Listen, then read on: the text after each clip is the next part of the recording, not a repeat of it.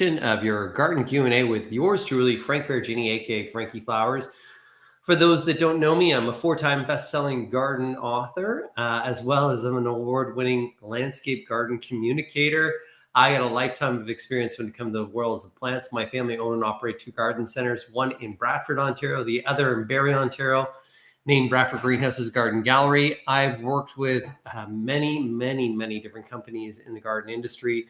My mission is to motivate people to get out there to plant and to grow things and actually have an appreciation for nature. And at the same time, I'm wild about weather. So Monday through Fridays, you can see me on Breakfast Television, City TV's Breakfast Television. You'll see me there at 6 a.m. tomorrow morning. Tomorrow morning, I'll be live near the Scarborough Bluffs talking all about the Scarborough Health Network. So I'm here tonight just to really talk to you about some of the things, the woes, the challenges, and maybe the successes that you're seeing out in your garden so far this season. If you have any questions, please just pop them into the comments, whatever platform you're watching right now. You know who just did that to say hi this evening is Michelle says hi from Windsor, Ontario as well. So the good key about the community that we have here is as you ask questions, even if I don't get to answer those questions, other people in the community will also help us out and answer those questions as well. So if you have a question, you have a comment, you have something you want to share, you have a success, let me know. Also, what I want you to let me know is probably what the biggest challenge that you see in your garden this year. It can be one word, the biggest challenge that you have with your garden this year. Put it in the comments, and by putting in the comments, what I can do is start to maybe build some content to help you out as well. Each and every week, I'm posting on Facebook, I'm posting on Instagram. I'm kind of keeping people always aware about what's going on in the world as well. So, personal story, by the way. Oh my God, the timing. Tracy's saying, oh my God, the timing. I'm at Home Depot. I wonder what Tracy's buying at Home Depot right now. Home Depot's got some great plants. You know, I'm a big supporter of independent garden centers, but there are some wonderful places that you can buy plants. You're going to see some super nice sales that are going to be happening in the next couple of weeks.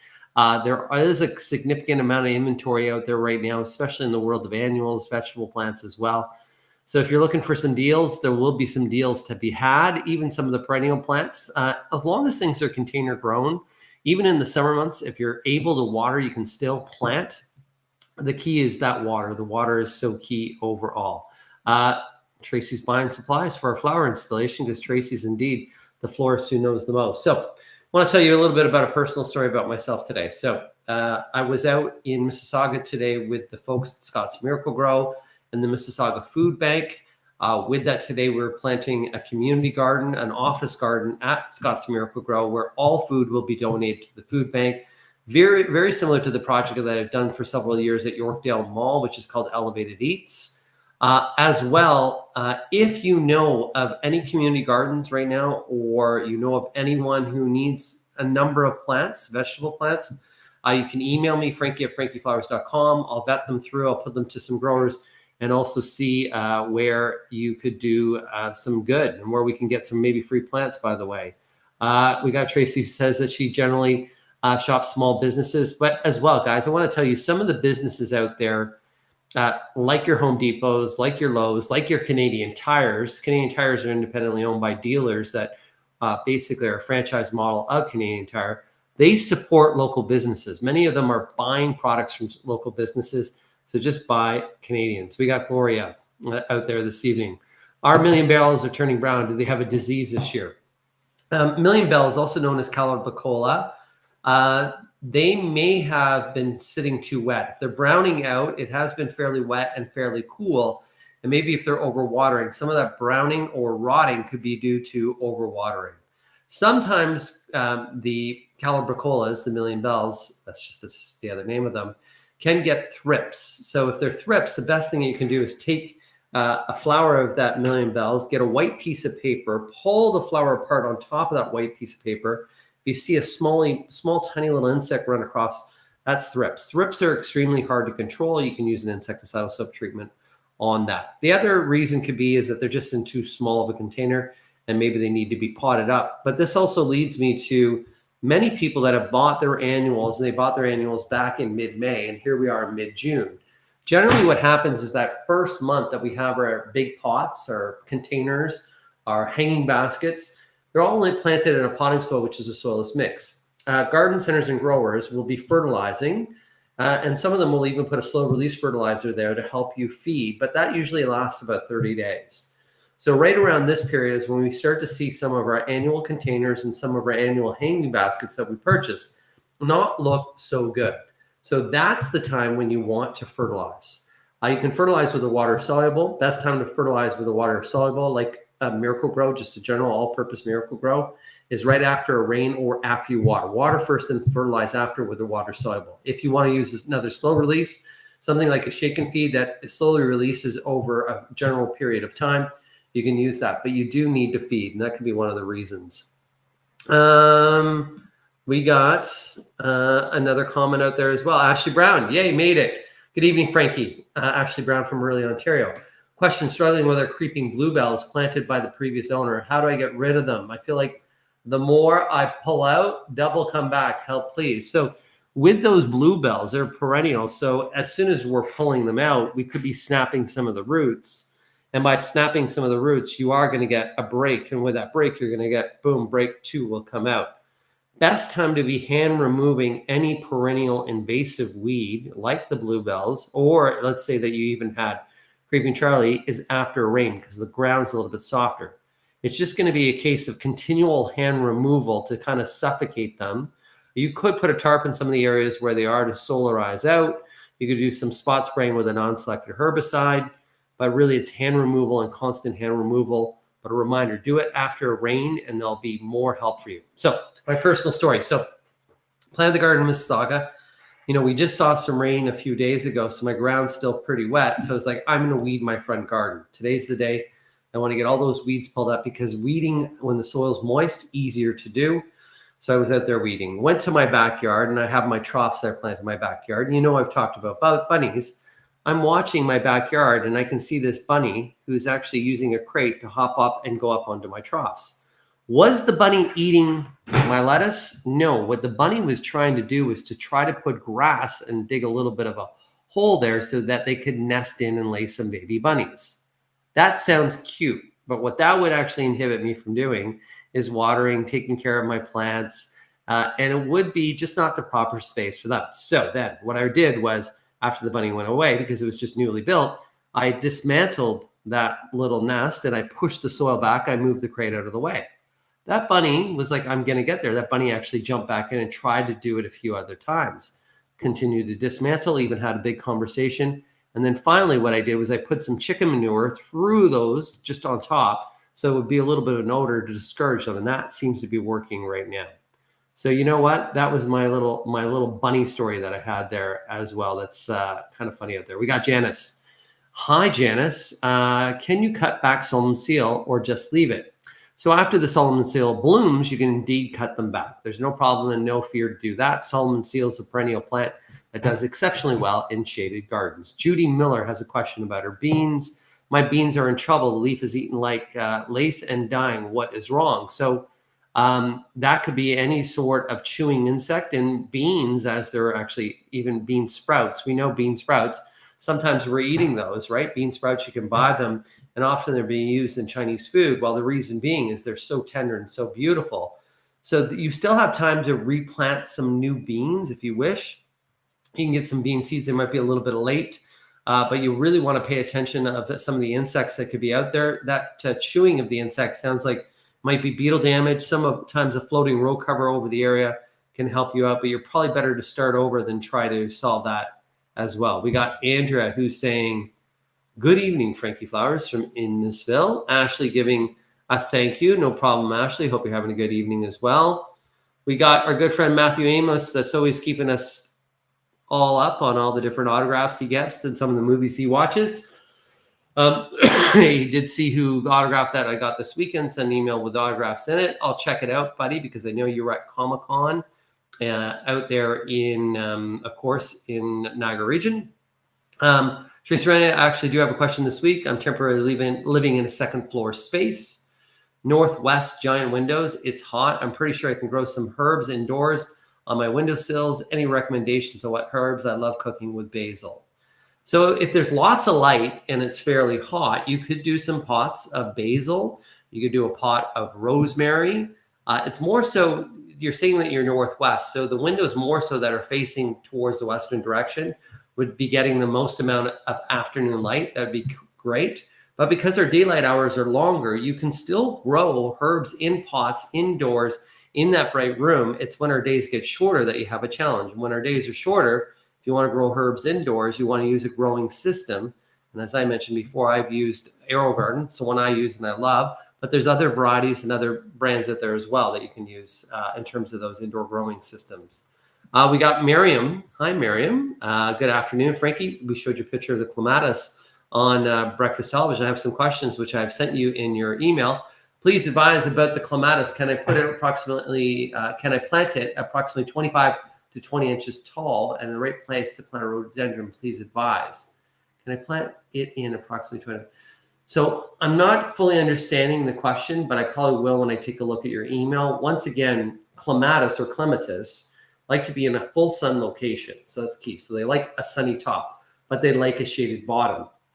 That shaded bottom could be just a perennial plant like a sedum, an autumn joy sedum. And the reason why I'm saying a sedum planted in front to shade the roots out is it's going to be in a full sun location. Rhododendrons are an acid-loving plant that tend to do best in a shaded space. So rhododendron with a clematis are not two good pairs unless you're using species clematis, which is a small spring blooming clematis that will grow more in shade. So I will find out more, but I hope maybe even that little bit of information helped you out as well. We got Joe. Hi, Frankie. My garlic has these little white bugs in between the leaves, and it looks like something has eaten the garlic scapes. Any idea what it could be? How do I get rid of them? And are the bulbs still good? Bulbs should still be good. Little white bugs. I'm just going to take a look here really quickly.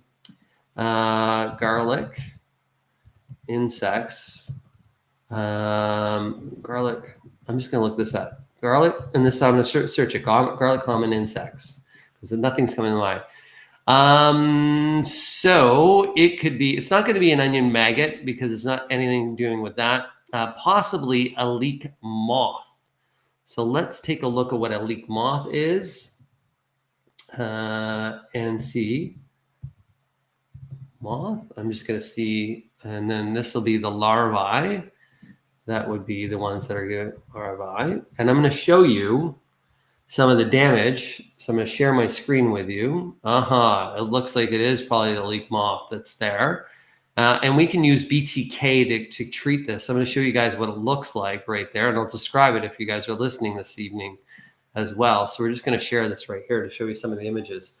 So you can see that's the tiny looking little worm that is almost a caterpillar larvae of a leek moth. That leek moth, of course, found mostly on leeks, but can be found within anything in the allium family. Of course, garlic is a part of the allium family.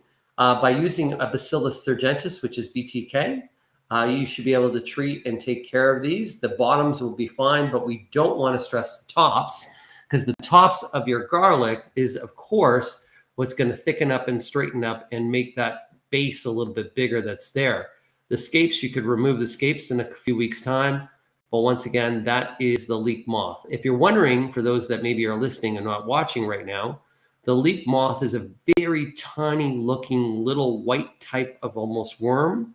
That little white worm is one that you'll see in between maybe some of the stems of leeks and or garlics. So it's something to watch out for that's there as well. So I hope that shared some little bit of light on you guys there to help you out with the leek moth. We got Debbie who's saying hello from Petitang Machine. Hi, Debbie. We got Mary, what's bugging you?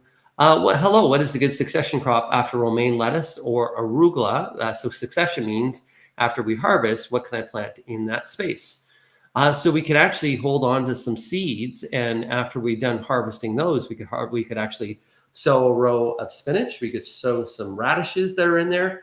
We could maybe even had some additional seeds of arugula. You can sow some additional crops of arugula in the same space because those are fairly quick to harvest. In behind the romaine and the arugula, we can't harvest anything that has a long grow time. So we're looking for things that have a shorter grow time. You could even possibly put some Swiss chard in that area as well. And that's why I like to hold on to some seeds. And the seeds I generally hold on to are mesclun mix, some of the arugula seeds, radish seeds, spinach seeds, quick to harvest, so I can do multiple crops of those. However, sometimes I don't plant them after the first crop. I actually let that space kind of sit a little empty during the hot, really humid days of July, because some of these don't like the cool, like spinach and of course arugula will bolt during warm weather. And then in the beginning of August is when I will sow them in at that time. We got Tracy Reynolds saying thank you. No worries, Tracy. Thank you. We also have Miriam.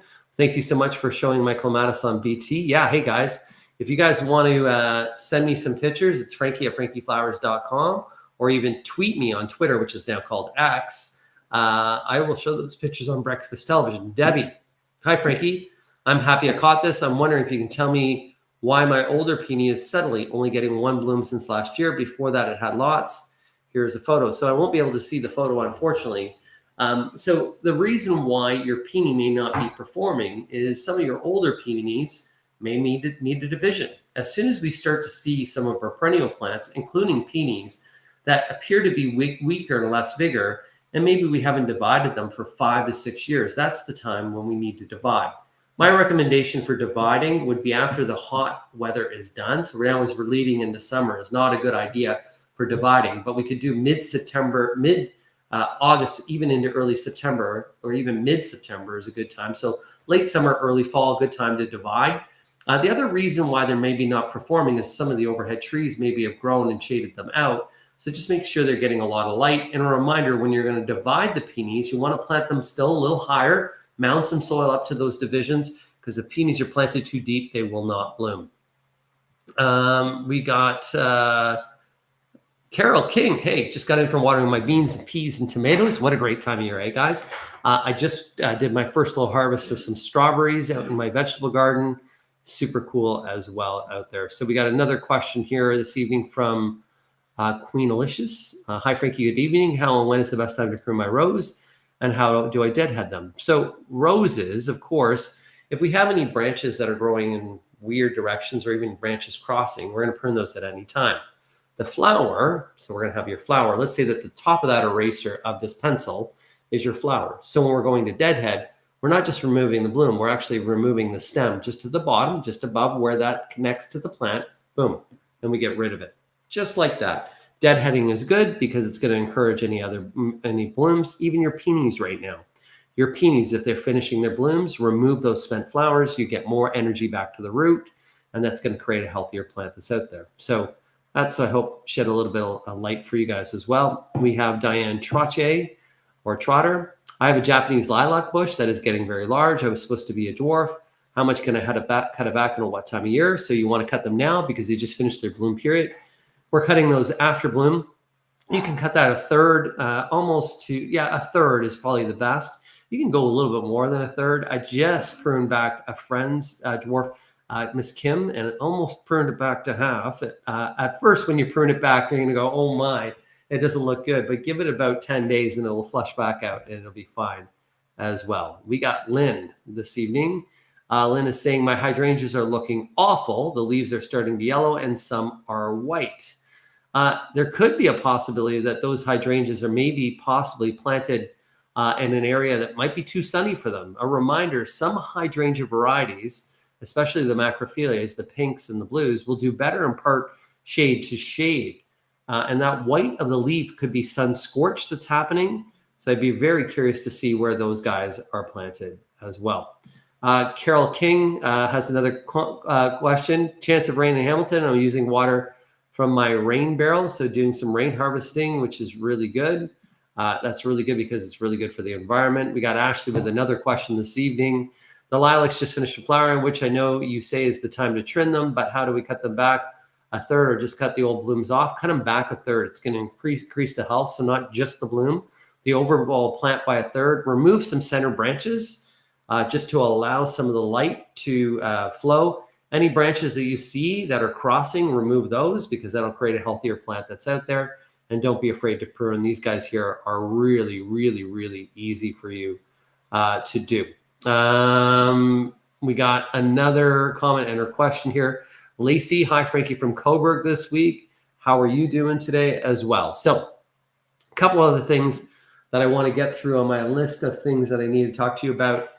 Keep an eye out for disease, guys. Powdery mildew, black spot on your black spot that you can see on your roses, powdery mildew, which you can see on not only your peonies, but some of your vegetable plants. Now we're starting to get into a period of time when we could have a lot of cabbage moths. So anything like your kale, your cauliflower, your cabbage, your broccoli, and even your Brussels sprouts, keep an eye out for little larvae on those. You can control them with using BTK or floating row cover. Disease as well as black tar spot. Let's say that you have that on your maple. Maples hate to be sprayed, so really we just don't want to do anything with them. Just keep them well watered so there's not a lot of other things on stress. Coming up in Southern Ontario into next week, even though we had 2 cool days, next week's going to be a very hot week. We're going to have humidex values near the 40s with temperatures into the upper 30s. That means that we could see a lot of plants that will have some heat stress. That's where we got to make sure that we're doing their morning waterings, deep and frequent waterings. The key about watering in the morning is by watering in the morning, we will reduce disease and we'll reduce the populations of insects like slugs because they generally, if we have a wet, warm garden at night and we keep it too wet, then that's when we get an increase in disease and increase in slugs. So if we water in the morning, the garden should be dry as we set our way into night. I already reminded you, good time now, because we've already been a month into the growing season. Your containers would really benefit from a feeding. So using an all-purpose plant food, really good to use. Of course, I have my go-to, and I work with Scott's Miracle-Gro as well. And then spacing. Let's say that you spaced your vegetable garden out, and now it's looking a little bit tight. Don't be afraid if it's starting to get overcrowded to remove some plants. The reason being because if you don't, they're just going to outgrow each other and or create disease and some other problems. A reminder though, sometimes in some of those areas, like before that tomato plant gets too big, we could plant a couple leaf lettuce around it. They'll actually be harvested before the tomato plant will take over that space. So we can really benefit with using a lot of different plants that will work well together because of the grow times as well. We got Lynn. Hi, Lynn. My hydrangeas are Annabellas. They have been in for years. So those guys, the whiting leaves and they're looking awful. I got to see some pictures of them. So if you could send me a picture, Frankie at frankieflowers.com, a close-up of the leaves and a wide shot of the area. They are under stress. The Annabella hydrangeas are quite easy to grow. We've had a lot of water, so it wouldn't be a lack of water that's overall. Could be, we did have some of those insects that were actually causing the leaves to curl up. Perhaps that's that insect that causes that leaf curl, hydrangea leaf curl. Best thing to do is just to remove those leaves. And any of the sickly leaves, maybe give it a pruning back and remove some of those sickly leaves. They would actually help you out as well. When is Sid back on BT? He is going to be back very shortly. Just to let you know, that's Matthew. He's just taking some time off just to spend some time with family, which is really good. Carol, I always water in the morning, usually good stuff. She has another question for you. Do you agree copper tape for slugs? Slugs will not walk across copper, and it's a charge, so copper tape is something you can use around the base of containers or in areas where you have plants as a barrier where the slugs will not walk across. It will work. Do you have any speaking engagements coming up at the greenhouse or shifts at the greenhouse? I'm not in the next couple of weeks, but I will over the summer period. I'll keep you updated on that. We can always arrange a time that goes out there as well. This weekend, I'm actually going to go glamping at Glen Oro. Looking forward to that. So I'm going to go spend some time in nature and do some other work as well. We got Debbie who's saying, thank you so much. I will be dividing my peony. I have Duchess of de Namur. That is so beautiful, but it's only 3 years old. Only issue is it's so big and I have trouble keeping it from falling over. I cut some and brought them in and the scent is amazing. So what you can do from them falling over is when they're smaller in spring and they're just starting to pop out, get a large tomato cage, shove that tomato cage down, boom, the plant's going to grow up, block out, you won't even see the tomato cage. The tomato cage will hold the peony in place. There are peony rings available, but they tend to be more expensive. I just like using a big old tomato cage that really helps you out with that.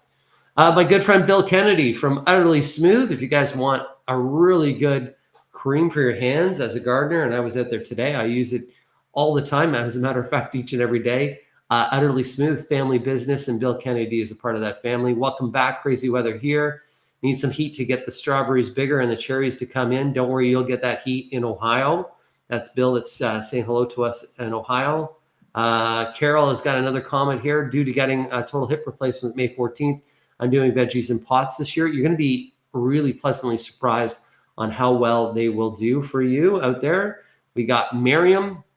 Another question, Frankie. I have bought a cherry plant from Canadian Tire. It is a white net type cloth around the root. So that'd be around the stem, perhaps. Maybe it is around the root. When I plant, should I remove the wrapping or plant it with that? Please advise. If it's the root, I would remove any wrapping around a root ball. We don't want any wrapping. If it's around the bottom stem, you can leave it on there because the bottom stem, the reason why it has that little bit of a wrap, that's to prevent sometimes rodents from eating the bottom out there as well. We got Bev Bates. Bev, hi Frankie from just outside of Mount Forest. How you doing? We got Elizabeth who's asking a question about white clover in your lawn. So white clover is a broadleaf weed that will come back quite aggressively. It actually puts nitrogen in the soil. So the nice thing about white clover, it's green, you can walk on. Some people are actually leaving in lawns. Some people are even sowing seed down in shaded areas because the white clover is green. You can walk on it and usually cut it before. If you want to get rid of white clover, two options is hand removal. The other one is you can use a product which is called Weed Be Gone, and that there is has a chelated iron. That chelated iron that will actually, you may have to do a few different applications, totally non-harmful. You can spray it and your dog could run over it, no problem. You'll actually see the lawn get a little bit greener because of the iron. But you may have to do a couple applications, but the best bet often now, due to the cosmetic pesticide ban, is hand removal. Carol's going to send us some pictures of her veggie pots that are out there as well. A couple things coming up in the world of what I need to do in my backyard is, first and foremost, my peonies, which I'm looking at right across, are fantastic. They look and bloom. Disappointment, though, this year is I did get some really bad powdery mildew. My backyard is a small space. It's very protected as it's all fenced in. With that protection, I don't get enough airflow, even though I have the peonies in a location that are actually right on the edge of the bed, in the front of the bed, where they should be getting enough airflow. What can I do with powdery mildew for this year? There's very little you could do. You could spray a fungicide, but they're already in bloom. What I'm going to do is let the blooms finish off. I'm going to let the foliage grow on. And then as soon as I start to see some dieback on the foliage, I will be cutting them back. The key is with that powdery mildew is I want to remove it from my property, sterilize my shears with a little bit of bleach after, and just remove it. Don't put it in the compost bin, actually put it to curbside for pickup. So that's one of my challenges. Right now, I'm actually cutting back my daffodils. They were still green and they still are green. So the daffodils finished the bloom. Of course, the foliage is up after that fact, but because the daffodils need that foliage to size up the bulb, for some reason, they're just not yellowing this year, probably because it's been so wet and a little bit on the coolish side. So I'm just going to remove and cut them. They've had enough time to size up, and they're starting to look ugly. So sometimes I just will go ahead and do that right away. We got Sean Cassidy, who has a question here. Hi, Frankie. I'm a neighbor. I have a neighbor's cherry tree that started kicking out a ton of cherries last year. I see them again now, and they fled my garden. Bee bombs galore in my garden. When they fall, any risk? I happen to lose 2/3 of my bee bombs last year. So the bee bombs themselves should be reseeding themselves. So not only are they a perennial plant, they will reseed themselves. The cherries, the biggest risk with cherries and them falling is just attracting yellow jackets and things like that. Probably the greater risk if this cherry tree is actually dropping cherries on your bee bombs, it's probably actually also creating shade. So what you may want to do is when this cherry tree is in dormancy in the winter is to prune it back a little bit from the side of your yard so that you can eliminate some of those cherries falling down into your bee balm patch, but as well opening up more light to help out those bee balms, because it's more so probably the light that they're struggling to start to grow because this cherry tree is getting a little bit bigger. Carol ties her daffodils. I would do that too, but sometimes it's just all about time that's out there as well. So Once again, guys, I'm just coming up to a half an hour. You will see me tomorrow morning live on Breakfast Television. Just to give you a reminder, I generally do these on Sundays at 7. This last Sunday, I was up in Halliburton with Breakfast Television, so my Wi-Fi wasn't good. This coming Sunday, of course, is Father's Day, so I'm going to dedicate that to my dad and not rush away to go do this. So I'm going to come back here next Tuesday, a week today, at 7 o'clock to answer your garden questions. If you have any questions at any time, you can always go to frankie@frankieflowers.com. Check out my website, frankieflowers.com as well. I hope you guys have a wonderful evening. Sleep tight, sleep bright. And just a reminder, rainy days are meant for gardeners to get housework done. That's one thing.